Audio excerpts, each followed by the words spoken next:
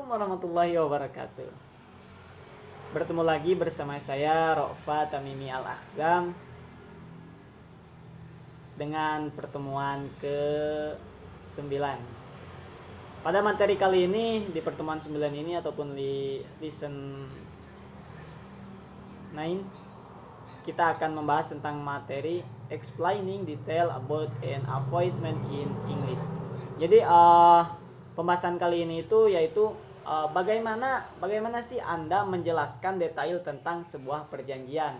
Nah, bagaimana caranya kita menjelaskan secara detail gitu tentang sebuah perjanjian nih. Ada perjanjian nih. Nah, perjanjian itu bagaimana kita mengucapkannya. Nah, pada materi kali ini kita akan bahas tentang soal itu ya. Baik, seperti biasa tanpa bertele-tele langsung saja kita ke dalam videonya. Good morning, welcome to Alta. Good morning, I have 10 o'clock I am appointment with Mr. Thomas. Your name please? Silva. Just a moment, Mr. Silva. I'm very sorry, but my Mr. Thomas meeting is running a little late.